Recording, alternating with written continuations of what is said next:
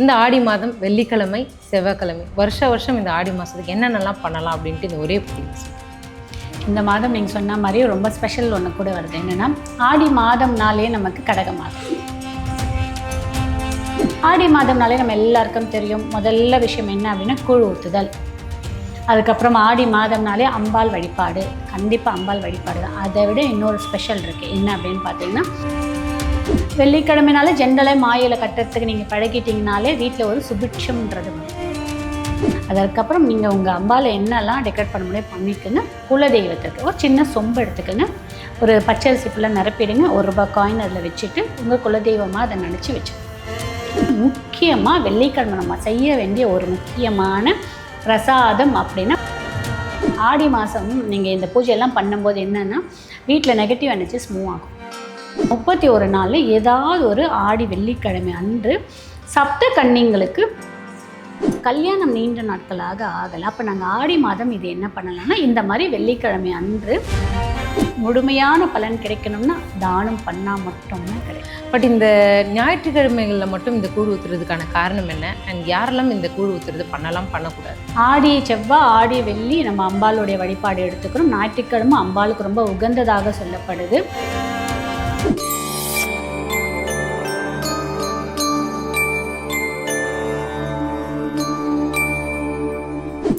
Temple express நேயர்கள் அனைவருக்கும் வணக்கம். இன்றைக்கி நம்ம கூட நட்சத்திர ஆய்வாளர் கஜலட்சுமி மேம் இருக்காங்க. வணக்கம் மேம். வணக்கம். எல்லாருமே ஆடி மாதம் அப்படின்னாலே அம்பாள் வழிபாடு எல்லாருக்குமே தெரியும். அதில் என்ன ஸ்பெஷலாக பண்ணால் அம்பாளனுடைய அனுகிரகம் நமக்கு கிடைக்கும் அப்படிங்கிறத இன்றைக்கி நம்ம பார்க்க போகிறோம். அதிலும் குறிப்பாக இந்த வருஷம் ஆடி மாதம் வெள்ளிக்கிழமை வருது, பூர நட்சத்திரம் மறுநாள் வருது, எல்லாமே சேர்ந்து ஒரு சூப்பராக அம்பாளுக்கு உகந்த ஒரு மாதமாக பிறக்குது. இந்த ஆடி மாதம் வெள்ளிக்கிழமை செவ்வாய்க்கிழமை வருஷம் இந்த ஆடி மாதத்துக்கு என்னென்னலாம் பண்ணலாம் அப்படின்ட்டு இந்த ஒரே பதிவில் சொல்லுங்கள்.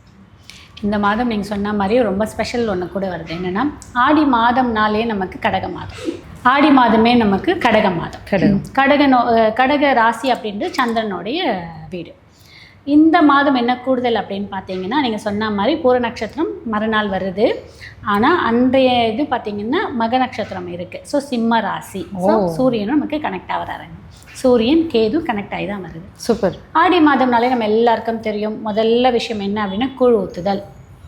அதுக்கப்புறம் ஆடி மாதம்னாலே அம்பாள் வழிபாடு, கண்டிப்பாக அம்பாள் வழிபாடு தான். அதை விட இன்னொரு ஸ்பெஷல் இருக்குது. என்ன அப்படின்னு பார்த்தீங்கன்னா எப்படி குலதெய்வத்தை நம்ம வழிபாடு எடுத்துக்கிறதுல முக்கியமான மாதத்தில் ஒரு மாதம் ஆடி மாதம். ஓகேங்களா?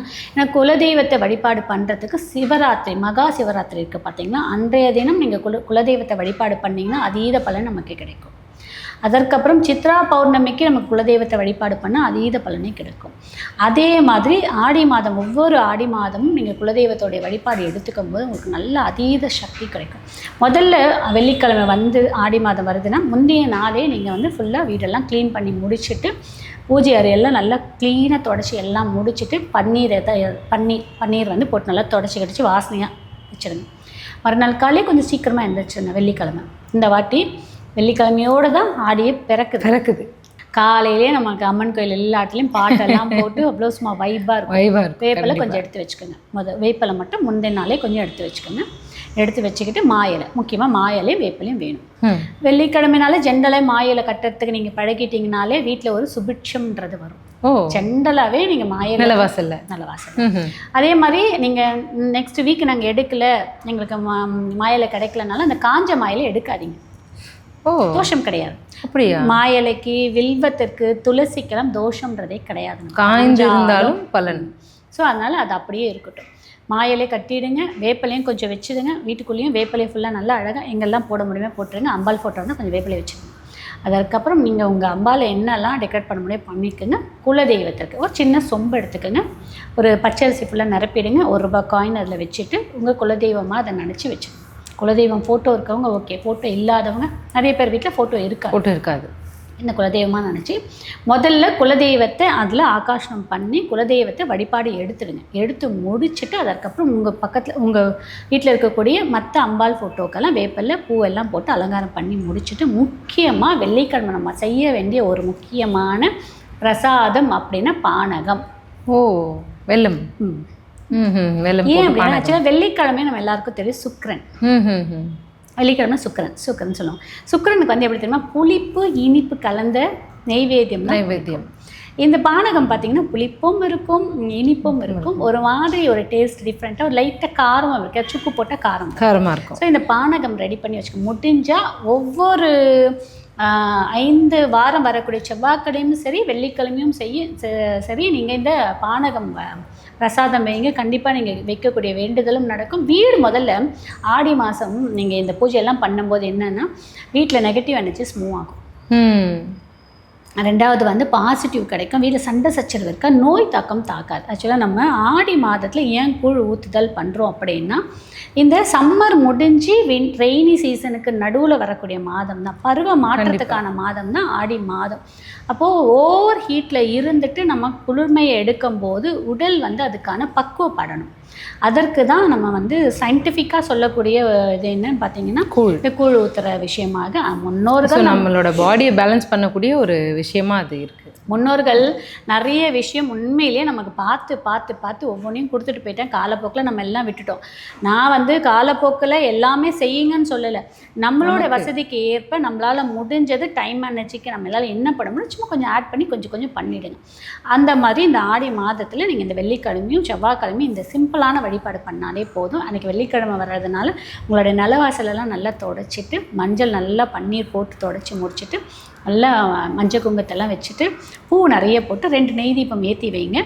நெய் தீபம் கீழே தரையில் வைக்காதீங்க. ஏதாவது ஸ்டாண்டு உட்டு மாதிரி போட்டு ஸ்டாண்டு மாதிரியோ இல்லை மேலே ஏதாவது வச்சுட்டு நெய் தீபம் ஏற்றி வாசனை ஊதுவத்தி ஏற்றி வச்சுட்டு வீடு ஃபுல்லாக சாம்பிராணி போக்க போடுங்க.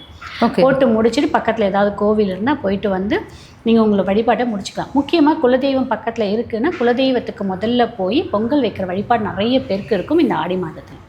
கண்டிப்பாக மேம், எல்லா கோயிலுமே பொங்கல் வச்சுட்டே தான் இருப்பாங்க. அதுலேயும் குலதெய்வத்துக்கு நிறைய பேர் செய்வாங்க. அதை செஞ்சுக்கலாம். முதல்ல அதை தான் நம்ம செய்யணும். அதை செஞ்சு முடிச்சுட்டு இப்போது ஆண் தெய்வமாக இருந்தாங்கன்னு வச்சுக்கோங்களேன். இப்போ நீங்கள் பானகம் சொல்லிட்டீங்க, எங்களுடைய குலதெய்வம் ஆண் குலதெய்வம், நாங்கள் எப்படி பானகம் வைக்கணும் கேள்வி கேட்பாங்க. உங்கள் ஆண் குலதெய்வத்திற்கு என்ன நீங்கள் அங்கே வைப்பீங்களோ அதை வாங்கிட்டு வந்து உங்கள் வீட்டில் வச்சு நீங்கள் வழிபாடு எடுத்துக்கலாம், தப்பு கிடையாது. ஓகேங்களா? அதுக்கு நான் சொன்னது இந்த சிம்பிளான விஷயம் சொல்கிறேன். எலுமிச்சப்பழமோ இல்லை அந்த சுருட்டெல்லாம் சிலர் வச்சு அந்த மாதிரி வச்சு பெண் தெய்வமாக இருந்தால் பெண் தெய்வம் தான் நான் பானகம் வச்சு வழிபாடு எடுக்க சொல்கிறேன், இளநீர் வச்சு வழிபாடு எடுக்க சொல்கிறேன், தாழம்பு கிடைச்சா தாழம்பு வச்சு வழிபாடு பண்ணேன். குலதெய்வம் பெண்ணாக இருந்தால் இது வந்து பண்ணி முடிச்சிடுங்க. அதற்கப்புறம் இந்த ஆடி 31 நாளும் இருக்குது பார்த்தீங்கன்னா, 31 நாளில் ஏதாவது ஒரு ஆடி வெள்ளிக்கிழமை அன்று சப்த கன்னிங்களுக்கு வழிபாடு பண்ணுங்க. சப்தகன்னி வழிபாடு பண்ணிவிட்டு சப்தகன்னிக்கு நீங்கள் பால் அபிஷேகத்துக்கெல்லாம் வாங்கி கொடுத்து ஆடைகள்லாம் வாங்கி கொடுத்து வழிபாடு பண்ணுங்க. இல்லை எங்களால் அது முடியல, நாங்கள் எங்கேயாவது ஒரு ஃபாரினில் இருக்கோம், வேறு ஊரில் இருக்கோம், பண்ண முடியலன்றும் உங்கள் வீட்டு பக்கத்தில் இருக்கக்கூடிய சின்ன குழந்தை, ஒரு 10 வயதிற்கு உட்பட்ட பெண் குழந்தை, அந்த குழந்தைய உங்கள் வீட்டில் கூப்பிட்டு வந்து உட்கார வச்சு அந்த குழந்தைக்கு பிடிச்சமான ஏதாவது உணவை வாங்கி கொடுத்துட்டு, அந்த குழந்தைக்கு ஏதாவது தலையில் கொடுத்த கிளிப்போ துணிகளோ நோட்டு புக்கோ பென்சில் பேகு ஏழையான பிள்ளைகளாக பாருங்கள். முக்கியமான விஷயம் அதுதான். அவங்களால அது வந்து வாங்க முடியலன்ற ஒரு விஷயத்த நீங்கள் வாங்கி கொடுங்க. படிக்கிறதுக்கு தேவையான உதவி பண்ணி கொடுங்க. இந்த மாதிரி பண்ணலாம். இல்லை எங்களுக்கு கல்யாணம் நீண்ட நாட்களாக ஆகலை, அப்போ நாங்கள் ஆடி மாதம் இது என்ன பண்ணலாம்னா இந்த மாதிரி வெள்ளிக்கிழமை அன்று ஒரு ஒரு 20-22 வயதுக்குள்ளே இருக்கக்கூடிய பெண்களுக்கு நீங்கள் வீட்டுக்கு கூப்பிட்டுட்டு வரணுன்ற அவசியம் கிடையாது. அவங்களுக்கு தாலி வாங்கி கொடுக்கலாம். நீங்கள் வந்து அவங்களுக்கு ஏதாவது வெள்ளியால் செய்யப்பட்ட பொருட்களோ தங்கமாக செய்யப்பட்ட பொருட்களோ வாங்கி நீங்கள் தானம் கொடுக்கும்போது கண்டிப்பாக திருமண தடை நீங்கும். அதை விட இன்னொரு முக்கியம் அப்படின்னு பார்த்தீங்கன்னா, செவ்வாய்க்கிழமையோ இல்லை வெள்ளிக்கிழமையிலையோ ஆண்டாளுக்கோ இல்லை அப்படின்னா முருகப்பெருமான் இருக்கக்கூடிய கோவிலில் வள்ளி தெய்வியானை அவங்க 2 பேரில் யாருக்காவது தங்கத்தாலி, முடிஞ்ச தங்கத்தாலி இல்லை வெள்ளியால் செய்யப்பட்ட தாலி வாங்கி நீங்கள் அவங்களுக்கு சாத்துங்க. கண்டிப்பாக அடுத்த வருடம் ஆடி மாதத்துக்குள்ளே உங்களுக்கு திருமணம் நடக்கும். ஆடி மாதத்துக்கு நிறைய ஸ்பெஷல் இருக்குது, நிறைய ஸ்பெஷல் இருக்குது. குலதெய்வம் மட்டும் இல்லை, நிறைய ஏன்னா முன்னோர்கள் வழிபாடும் இந்த ஆடி அமாவாசையில் பண்ணுறதா இருக்குது. நம்ம வந்து குலதெய்வ வழிபாடு முதல்ல எடுத்துட்டு அதுக்கப்புறம் இந்த மாதிரி ஒவ்வொன்றும் பண்ணும் போதும் கண்டிப்பாக, ஏன்னா நம்ம நிறைய விஷயம் தெரியும், நிறைய பூஜை ஓமம் நிறைய விஷயம் பண்ணாலுமே முதல்ல நமக்கு குலதெய்வம் வழிவிடணும், முன்னோர்கள் வழிவிடணும், அடுத்தது குலதெய்வம் வழிவிடணும்.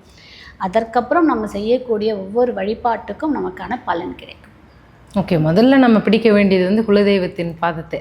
அதுக்கப்புறமா தான் எல்லாமே கரெக்டாக. ஆடி மாதம் அது ரொம்ப நமக்கு சப்போர்ட் பண்ணும். அப்போ இந்த வரப்போகிற ஆடி மாதத்தை வந்து நம்ம மிஸ் பண்ணாமல் இது எல்லாமே நீங்கள் சொன்னது வந்து இந்த வெள்ளிக்கிழமை செவ்வாய்க்கிழமைகளில் செஞ்சால் போதுங்களா இல்லை வேறு எதனா நாட்கள் இருக்குங்க? இல்லை, வெள்ளிக்கிழமை செவ்வாய்க்கிழமை செய்யலாம், ஞாயிற்றுக்கிழமையிலையும் செய்யலாம். ஞாயிறு செஞ்சுட்டு நீங்கள் உங்கள் குலதெய்வ கோயிலுக்கு போய் பொங்கலிட்டு அபிஷேகத்துக்கு வாங்கி கொடுத்து படையல் போடுங்க. இல்லை எங்களால் அவ்வளோ போக முடியலன்னு உங்கள் வீட்லேயே நீங்கள் உங்கள் குலதெய்வத்தை நான் சொன்ன மாதிரி ஒரு கலச சொம்பில் ஆகாஷனம் பண்ணி வச்சுட்டு அங்கேயுமே நீங்கள் குலதெய்வத்துக்கு படையல் ஏதாவது ஒன்று போட்டு சக்கரை பொங்கல் ஏதாவது பண்ணி வச்சு வழிபாடு பண்ணலாம். இதை இதை பண்ணி முடிக்கிறதுக்கே உங்களுக்கு சரியாக இருக்கும். அதற்கப்புறம் உங்கள் வீட்டில் யாராவது இந்த சிறு வயதில் இறந்துட்டாங்க, சுமங்கலியாக இறந்துட்டாங்கன்றவங்களுக்கு இந்த ஆடி மாதத்தில் பார்த்துருப்பீங்க பூவாடக்காரி அப்படின்னு சொல்லி ஒரு பூஜை பண்ணுவாங்க. அதெல்லாம் வந்து நம்ம குலத்தை வாழ வைக்கக்கூடிய ஒரு விஷயம். ஸோ அதை பண்ணிவிட்டு அவங்களுக்கு அங்கே நீங்கள் புடவை வச்சு சாத்தி சாமி கும்பிடுறீங்க பார்த்தீங்கன்னா, என்ன துணியோ புடவையோ என்னவோ அதை யாருக்கோ தானம் கொடுங்க. இல்லாதவங்களுக்கு தானம் வச்சு வழிபட்டது இல்லை, நீங்கள் 2 கூட வச்சுட்டு நீங்கள் வச்சு கொடுக்கலாம். இல்லை சிலருக்கு எங்களுடைய சாங்கியம் அதெல்லாம் நாங்கள் பண்ண மாட்டோம், நாங்கள் தான் கட்டுவோம் அப்படின்ட்டு இன்னொன்று பண்ணுங்க. இல்லை இன்னொரு புடவை வாங்கி கூட தானம் கொடுங்க. ஓகே, நீங்கள் செஞ்ச ஒரு விஷயத்தை அதை முழுமையான பலன் கிடைக்கணும்னா தானம் பண்ணால் மட்டும்தான் கிடைக்கும். ஓகே, ஏன்னா இப்போ நீங்கள் சொன்ன மாதிரி ஒரு ஃபார்மாலிட்டிக்கு நம்ம வாங்கி வைக்கிறோம் வீட்டில், அதை நம்ம வீட்டில் இருக்கிறவங்களும் பயன்படுத்துவாங்க. அப்படி இல்லாமல் அந்த வழிபட்ட ஆடைகளை வந்து மற்றவர்களுக்கு தானம் செய்ததில் தவறு இல்லைன்னு சொல்கிறீங்க நீங்கள்? ஆமாம், தவறு இல்லை. அதனால் பெருசாக நமக்கு எதுவும் ஒரு டிஸ்டர்பன்ஸ்லாம் இருக்காது. நம்ம முன்னோர்கள் கண்டிப்பாக சந்தோஷப்படும். ஓகே, அதனால் நம்ம என்ன பண்ண போகிறோம், பீரோவில் பூட்டி வைக்க போகிறோம். இல்லை நம்ம ஒரு முறை கட்டுவோம், 2 முறை கட்டுவோம். இல்லாதவங்க கிட்ட அதை கொடுத்து பாருங்களேன், அவங்க பல முறை அதை கட்டுவாங்க. அவங்களோட சந்தோஷம் நம்ம முன்னோர்கள் சந்தோஷப்பட்டதாக தான் செய்யுங்க. ஒன்றும் தப்பே கிடையாது. இருக்கவங்க ஓகே, இல்லாதவங்க என்ன பண்ணுவீங்க? இப்போ எல்லாருக்குமே ஒரு டவுட் இருக்கும். இந்த ஆடி மாதம் வந்தாலே நிறைய வீட்டில் கூழெலாம் ஊற்றிட்டு அதை நம்ம குடிப்போம். பட் இந்த ஞாயிற்றுக்கிழமைகளில் மட்டும் இந்த கூழ் ஊற்றுறதுக்கான காரணம் என்ன? அண்ட் யாரெல்லாம் இந்த கூழ் ஊற்றுறது பண்ணலாம், பண்ணக்கூடாது? ஆடி செவ்வாய், ஆடி வெள்ளி நம்ம அம்பாளுடைய வழிபாடு எடுத்துக்கிறோம். ஞாயிற்றுக்கிழமை அம்பாளுக்கு ரொம்ப உகந்ததாக சொல்லப்படுது. அப்படிங்களா? ஆமாம், அதுலேயும் நம்ம திருச்சியில் இருக்கக்கூடிய சமயபுரம் தாய்க்கு ஞாயிற்றுக்கிழமையில் இந்த ஆடி மாதத்தில் நிறைய விஷயங்கள் ரொம்ப விசேஷமாக செய்யப்படக்கூடியதாக இருக்குது. இந்த ஆடி மாத ஞாயிற்றுக்கிழமை கூழ் ஊற்றுதல், கூழ் வாத்துதல் அப்படின்னு சொல்லக்கூடியது. அப்படி என்னன்னு பார்த்தீங்கன்னா ரொம்ப விசேஷமானது. அது ஒரு பெரிய ப்ராசஸ். வெள்ளிக்கிழமையே மாவு கரைச்சி வச்சு சனிக்கிழமை கூழ் காய்ச்சி பண்ணி ஞாயிற்றுக்கிழமை அதை கூழ் ஊற்றுதல். அதுவும் மதியம் 12 மணிக்கு அதை நம்ம ஊற்றி அதை வரவங்க எல்லாருக்குமே அதை தானம் கொடுத்துட்டு அதற்கப்புறம் வீட்டில் இருக்கிறவங்க சாப்பிடுவாங்க. முன்னாடி சாப்பிட்டுட்டு கொண்டு போய் கொடுக்க மாட்டாங்க, ஊற்றிட்டு வந்து சாப்பிடுவாங்க. கண்டிப்பாக இதில் நிறைய பேரோட வழக்கம் பார்த்திங்கன்னா நான்வெஜ் செய்யக்கூடிய பழக்கம் இருக்குது. நிறைய பேரோட வீட்டில் நான்வெஜ் செய்ய மாட்டாங்க. இப்போ என்னுடைய வீட்டில் வழக்கம், நான் கூழ் ஊற்றுவேன், வருடம் ஊற்றுவேன் கூழ். பட் நாங்கள் நான்வெஜ் செஞ்சு படைக்க மாட்டோம், வெஜ் செஞ்சு தான் படைப்போம். நான் என் வீட்டு சைடு. பட் எங்கள் அம்மா வீட்டு சைடு எல்லாமே நான்வெஜ் செஞ்சு படைப்பாங்க. படைச்சி அதை அதில் என்னென்னு பார்த்தீங்கன்னா, ஆக்சுவலாக கூழ் ஊற்றுறதுக்கு ஒன்று முக்கிய காரணம் என்னென்னு பார்த்தீங்கன்னா, நம்மளுடைய உறவுகளை கூப்பிட்டு உறவுகளோட ஒரு செய்யக்கூடிய ஒரு சின்ன செலிப்ரேஷன் மாதிரி. கண்டிப்பாக அது இப்போ ஒரு பெரிய சின்ன செலிப்ரேஷன் அப்படின்னு சொல்ல முடியாது, ஒரு பெரிய ஃபங்க்ஷன் மாதிரியே நடக்கிறது தான் உண்டு. எல்லாருமே கூப்பிட்டு சந்தோஷமாக எல்லாரும் சாப்பிட்டு ஒரு இடத்துல ஏன்னா இந்த வாரம் இந்த வீட்டில் ஊற்றினா இன்னொரு வாரம் இன்னொரு மாமா வீட்டில் ஊற்றுவாங்க, இன்னொரு அத்தை வீட்டில் ஊற்றுவாங்க, இன்னொரு சித்தப்பா வீட்டில், குடும்பங்கள் ஒன்று சேரும். இந்த ஆடி மாதம் ஃபுல்லாமே ஒவ்வொருத்தர் வீட்டில் போய் பார்க்கும்போது ஒரு நல்ல அப்பெல்லாம் அந்த ஒரு குடும்பத்துக்குள்ள ஒரு பிணைப்புன்றது ஒரு இருந்துச்சு. இப்போ அதெல்லாம் கிடையாது. பட் நிறைய பேர் என்னை கேட்பாங்க, அம்மா புதுசாக நாங்கள் செய்யலாமா பண்ணலாமான்னு கேட்பாங்க. தாராளமாக செய்யலாம். உங்களோட சக்திக்கு ஏற்ப 1 கிலோவுக்கு கூட நீங்கள் கூழ் காய்ச்சி ஊற்றலாம். இப்போ 1 கிலோ தான் செஞ்சு காய்ச்சி ஊற்றுவோம். ஏன்னா என்னால் பெருசாக செய்ய முடியாது. அதனால் நான் என்னால் முடிஞ்ச அளவுக்கு கொஞ்சமாக காய்ச்சி கொஞ்சமாக ஊற்றுவேன். மத்தியானமே எல்லாமே முடிச்சோம். அதே மாதிரி மத்தியானமே நீங்கள் படையல் போட்டு கூட முடிச்சுட்டு இங்கே மற்ற பொருட்களை கொண்டு போய் ஆசிரமத்துக்கு ஏதாவது கொடுத்து தானம் பண்ணலாம். நான் அப்படி தான் பண்ணுவேன். மதியம் கூழ் காய்ச்சி அந்த கீரைலாம் வச்சு கூழ் ஆற்றி முடித்த பிறகு திரும்பி உள்ள வீட்டுக்கு 1:30 மணிக்குள்ளே, ஏன்னா மதியம் 12 அந்த ஊற்றின கூட நீங்கள் தானம் கொடுத்துருக்கீங்க. நம்ம வெளியில் எல்லாருக்கும் ஊற்றிடுறோம். ஊற்றி முடிச்சுட்டு மீதி இருக்கக்கூடிய கூட நான் தூக்கில் ஊற்றிட்டு வந்து எங்கள் வீட்டு பக்கத்தில் ஹாஸ்பிட்டல்லாம் நிறைய இருக்குது, கவர்மெண்ட் ஹாஸ்பிட்டல். அங்கே இருக்கவங்களுக்குலாம் கொண்டு போய் கொடுப்பேன். அதுக்கப்புறம் மதியம் 1:30 மணிக்கு மேலே நான் படையல் போடுவேன். கொழுக்கட்டை அதெல்லாம் பண்ணி அந்த சாப்பாடையுமே பேக் பண்ணி கொண்டு போய் ஆட்டோக்காரங்களுக்கு, அதுக்கப்புறமா ஹாஸ்பிட்டல் இருக்கக்கூடிய இடத்துல அந்த மாதிரி அவங்களுடைய உறவினர்கள்லாம் வெளில உட்காந்துருப்பாங்க பார்த்தீங்களா, அவங்க எல்லாருக்குமே அதை நான் கொடுத்துட்டு வருவேன். இந்த மாதிரி பண்ணுங்கள். நம்ம உறுப்பினர் மட்டும் இல்லை, உறுப்பினர்களுக்கும் கொடுங்க, முகம் தெரியாதவர்களுக்கும் கொடுங்க. கண்டிப்பாக உங்களுக்கு அதற்கான பலன் கண்டிப்பாக கிடைக்கும். உங்கள் வீடு உண்மையிலே ரொம்ப சுபிட்சமாக இருக்கும். என்றைக்குமே அன்னக்குறைன்றது வராது, ஆரோக்கியம் குறைபாடு வரவே வராது. முக்கியமாக இந்த கூழ் ஊற்றுறதுல ஒரு முக்கியமான விஷயம்னா, எப்பேற்பட்ட தோல் நோயாக இருந்தாலும் சரியாகும். Skin disease. ஆமாம், கண்டிப்பாக சரியாகும். இந்த அம்மை வாத்துதல் இந்த மாதிரிலாம் வந்து நிறைய தோல் நோய் வரும் பார்த்திங்கன்னா, அதெல்லாமே நிறைய சரியாகும். இந்த கூழ் ஊற்றி முடிச்சுட்டு அதற்கப்புறம் ஏதாவது உங்கள் ஊர் பக்கத்தில் இருக்கக்கூடிய எல்லை கோவிலில் போய் பொங்கல் வைக்கிறதா இருந்தாலும் வைக்கலாம். நிறைய பேரோட வழக்கம் இருக்கும். பண்ணுறவங்க வாய்ப்பு இருக்கவங்க பண்ணுங்கள், முடியாதவங்க பரவாயில்ல வீட்லேயே நினச்சி கூட நீங்கள் செஞ்சுக்கலாம். இது ரொம்ப சிம்பிளாக நான் சொல்லியிருக்கேன், ரொம்ப சிம்பிளாக நான் என் வீட்டில் எப்படி செய்வேன்னு அது மாதிரி ரொம்ப சிம்பிளாக தான் சொல்லியிருக்கேன். கண்டிப்பாக ரொம்ப ஈஸியான ஒரு மெத்தடை தான் சொல்லியிருக்கேன். நீங்கள் உங்கள் வீட்டில் 2 பேர் 3 பேர் இருந்தாலும் தாராளமாக நீங்கள் செய்யலாம், செஞ்சு படையல் பண்ணுங்கள். ஆனால் திரும்ப ஒரே ஒரு விஷயம் மட்டும் சொல்லிக்கிறேன், இந்த வருடம் செஞ்சுட்டு அடுத்த வருடம் விடக்கூடாது. மன தைரியம் ரொம்ப முக்கியம். இங்கே நான் வருடம் தொடர்ந்து என்ன சூழல் வந்தாலும் இதை நான் செய்வேன் அப்படின்னு ஒரு மன தைரியம் இருந்தால் மட்டும் இந்த மாதிரி விரதத்தை எடுத்துக்கோங்க. இந்த குழு ஊத்துறது, கௌரி விரதம், இந்த மாதிரி முக்கியமான விஷயமே. ஆமாம், சஷ்டி விரதம், இது முக்கியமான விஷயம்னா கண்டினியூட்டி. நம்ம வேலை ஆச்சா, நம்ம வேண்டுதல் வச்சிருக்கோமா, இந்த வாட்டி நடத்தி கொடுத்துட்டாங்க, நம்ம இதை செஞ்சுட்டோமா அப்படின்றத விடக்கூடாது. கண்டினியூட்டி செய்யுங்க. நம்மளால முடிஞ்ச சக்திக்கு ஏற்பையாவது ஏதாவது செய்யுங்க. கண்டிப்பாக உங்கள் குடும்பம் தலைச்சி வளரும். எந்த குறையும் இல்லாமல், பணக்குறை இல்லாமல், உடல் குறை இல்லாமல் நல்லபடியாக வளரும். அப்போது நம்ம வந்துட்டு ஒரு விஷயத்தை செஞ்சுட்டு அந்த ஒரு காரணம் முடிஞ்ச உடனே அப்படியே விட்டுறக்கூடாது அப்படிங்கிறது தான் உங்களோட கருத்து. நிறைய பேர் பாருங்கப்பா, கௌரி விரதம் அம்மாங்கெல்லாம் செய்வாங்க. ஆமாம், அந்த வீட்டில் அந்த பிள்ளைங்களுக்கு எந்த குறையும், எவ்வளோ குறை இருந்தாலும் எவ்வளோ கஷ்டம் இருந்தாலும் ஏதோ ரீதியாக தள்ளிட்டு போவாங்க. அந்த ரன் ஆகிட்டே இருக்கும் அந்த ஃபேமிலி. பார்த்துப்பீங்க, ஃபினான்ஷியலாக ரன் ஆகிட்டே இருக்கும். ஆமாம், கண்டிப்பாக ஃபினான்ஷியல் மாரல் சப்போர்ட் ஏதோ ஒரு இல்லை ரன் ஆகிட்டே இருக்கும். அதே இந்த குழு ஊத்துறவங்க வீட்டில் கூட பாருங்கள், கண்டினியூவாக அந்த பெரியவங்க இருந்து குழு ஊற்றி கண்டினியூ பண்ணவங்க எல்லார் வீட்லேயும் பாருங்கள், அந்த வீட்டில் வந்து ஒரு பெரிய சண்டை சச்சரவு இருக்காது, கணவன் மனைவி பிரிஞ்சிருக்க மாட்டாங்க. இந்த மாதிரி ஒரு இதெல்லாம் இருக்காது. நல்லா நோட் பண்ணி பாருங்கள். ஓகே, நீங்கள் சொன்ன உடனே தான் நம்ம யோசிச்சு பார்க்கணும் எந்தெந்த ஃபேமிலியில் என்னென்ன மாதிரி பண்ணிட்டு. நம்ம சுற்றி இருக்கிறவங்களே நீங்கள் நோட் பண்ணி பாருங்க, பார்த்தீங்கனாலே உங்களுக்கு தெரியும் நான் சொல்கிறதுல உண்மை இருக்கா இல்லைன்னு உங்களுக்கு தெரியும். கண்டிப்பாக இதெல்லாம் நீங்கள் கடைப்பிடிச்சு பாருங்கள். கண்டிப்பாக நிறைய விஷயம் நல்லதே. கண்டிப்பாக மேம், இந்த ஆடி மாத பதிவு வந்துட்டு ரொம்ப அருமையான ஒரு விளக்கத்தை கொடுத்துருக்கீங்க. வெள்ளிக்கிழமை செவ்வாய்க்கிழமை மட்டும் இல்லாமல் இந்த ஞாயிற்றுக்கிழமையும் கூழ் ஊற்றுறதுக்கான காரணமும் ரொம்ப அழகாக சொல்லியிருந்தீங்க. ரொம்ப ரொம்ப நன்றி. Thank you ma'am.